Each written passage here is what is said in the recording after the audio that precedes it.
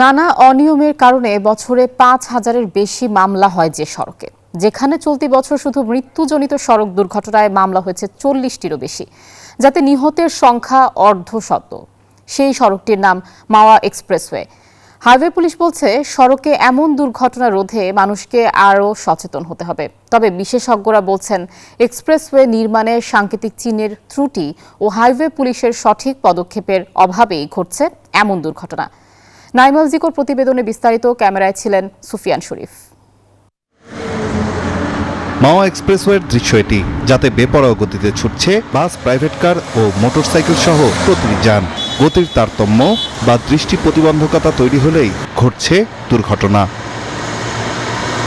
কুয়াশার কারণে রোববার মাওয়া এক্সপ্রেসওয়েতে দুর্ঘটনায় পড়ে মোট 7টি যান, যাতে মৃত্যু হয় এক চালকের।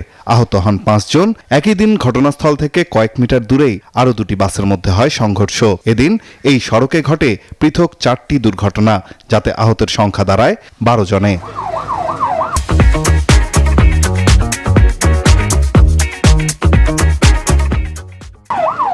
স্থানীয়রা বলছেন, এমন দুর্ঘটনা মাওয়া এক্সপ্রেসওয়েতে নিত্যদিনের ব্যাপার, যা থেকে পরিত্রাণ চান তারাও।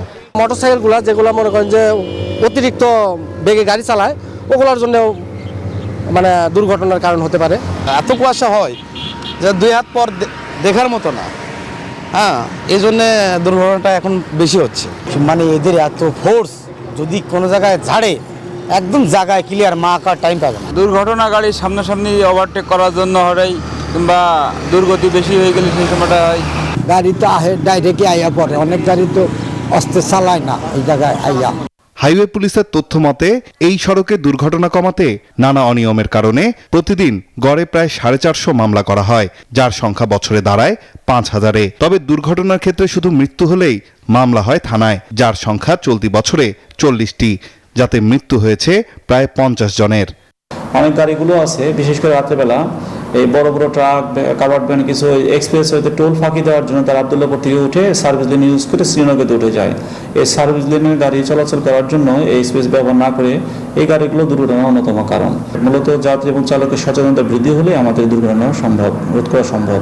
তবে বুয়েটের গবেষণা বলছে, এই সড়কে প্রতিদিন গড়ে একটি করে বছরে 365টি দুর্ঘটনা ঘটে, যার প্রধান কারণ সড়কে নির্মিত ত্রুটিপূর্ণ সাইন। পাশাপাশি কুয়াশা, বৃষ্টিসহ প্রাকৃতিক দুর্যোগে হাইওয়ে পুলিশের ভূমিকা নিয়েও প্রশ্ন তোলেন তারা।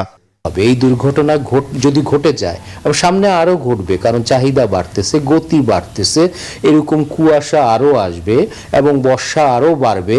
এইসব সময় পুলিশকে কি করতে হবে, বিআরটিএ কে কিভাবে চালক তৈরি করতে হবে, সাইন মার্কিং কিভাবে স্ট্যান্ডার্ড দিতে হবে, রাস্তা করলাম স্ট্যান্ডার্ড, নন স্ট্যান্ডার্ড আমি সাইন মার্কিং দিলাম।